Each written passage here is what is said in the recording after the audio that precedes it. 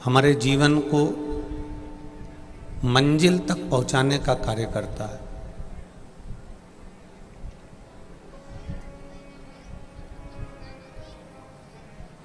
एक साधु का जो कार्य है, एक संत का जो कार्य है, एक उपासक, एक गुरु का जो कार्य है, वो भटके हुए जीव को सतमार्ग तक पहुंचाने का कार्य है।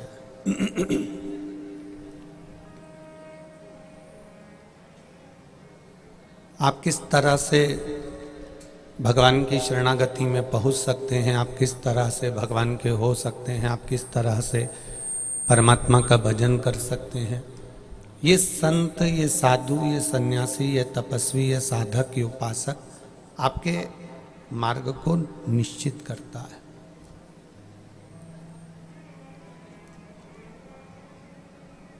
एक पेन लिखने वाला, वो सोने का है, चांदी का है, पेन लकड़ी का है, प्लास्टिक का है। एक पेन, एक कलम, वो 500 की है, 1000 की है, 5000 की है, 10,000 की है, 25,000 की है, 50,000 की है, उससे कोई फर्क नहीं पड़ता। पेन की मूलता ये होती है कि जो कागज पर लिखा गया, पेन 1000 का, लाख का, सोने का, चांदी का, प्लास्टिक का, लकड़ी का, लोहे का, उससे कोई फर्क नहीं पड़ता। पर पेन की मूलता है कि वो जो लिखा है उस अक्षर की मूलता मानी जाती है, जितनी पेन की मूलता नहीं। आपने कितने कीमती कपड़े पहने वो मूल नहीं रखते। आपने कौन सी कंपनी की चीज पहनी उसकी कोई मूलता नहीं। आपने कितने करोड़ों का मकान बनाया, कितने लाखों का मकान बनाया, कितना बड़ा महल बनाया, वो मूल नहीं है। आपने अपने शरीर पर कितना खर्च करा, वो मूल नहीं है।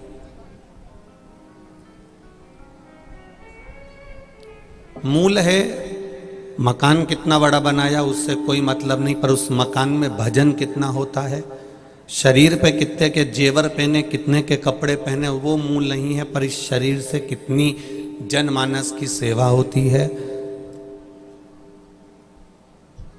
करोड़ों के आपने आभूषण तैयार करे, पर आपकी जिह्वा से, आपकी वाणी से कितना भजन होता है, मूल वो है।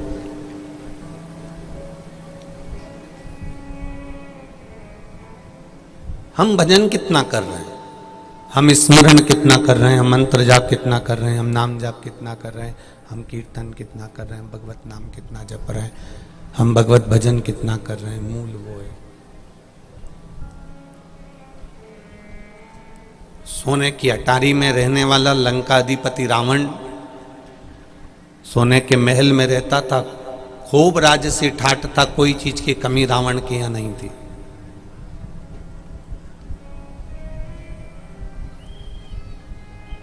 पर भजन भी कब करता था, भजन भी कब धारण करता था, जब कहीं किसी पर आक्रमण करना हो या कुछ प्राप्त करना हो, तब भगवान की, शंकर भगवान की शरणागति ग्रहण करता था।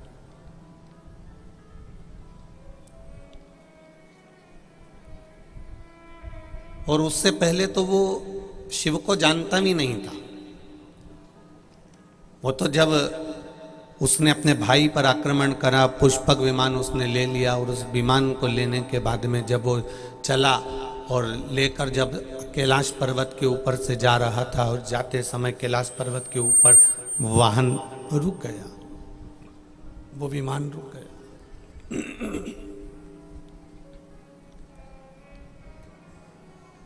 जब कैलाश पर्वत के ऊपर वो विमान रुका, तब रावण नीचे उतरा और उसने पूछा कि विमान आगे क्यों नहीं बढ़ रहा, तो कहा यहां शंकर पार्वती बैठे।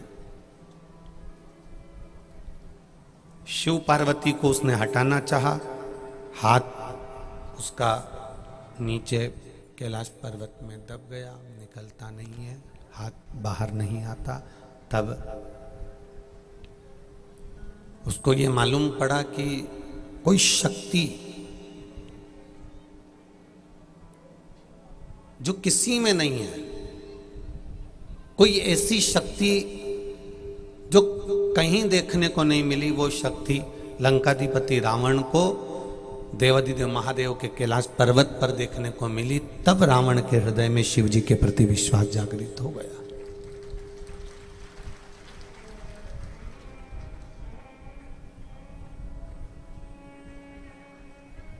रावण के हृदय में तब विश्वास जागृत हुआ, और रावण के हृदय में तब विश्वास जागृत हुआ, तब रावण ने ये विचार कर लिया, तब रावण ने ये भरोसा रख लिया कि अब मैं शिव की आराधना करूंगा, अब मैं शंकर भगवान की आराधना करूंगा, अब मैं शिव तत्व को जानने का प्रयास करूंगा।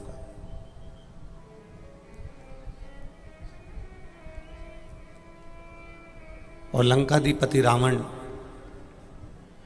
सोने की लंका में रह रहा है। अप्सराएं भी उसके दरवाजे पर नृत्य करती हैं। धन, वैभव, सत्ता, सब कुछ उसके पास में, सब कुछ, पर प्रभु का भजन उसके पास में नहीं है। आप सोने की अटारी बना लो, बड़ा सारा महल बना लो, खूब सुंदर कपड़े पहन लो, खूब सुंदर आभूषण बनवा लो, पर आपके हृदय में किसी के दुख को देखकर दुखी होना नहीं सीखा, आपके हृदय ने किसी को सुख को देखकर सुखी होना नहीं सीखा, आपके हृदय ने अगर किसी पराये के दर्द को जानना नहीं सीखा, तो फिर सोने की अटारी और सोने का महल और अच्छा कपड़ा किसी काम का नहीं है, वो किसी काम का नहीं।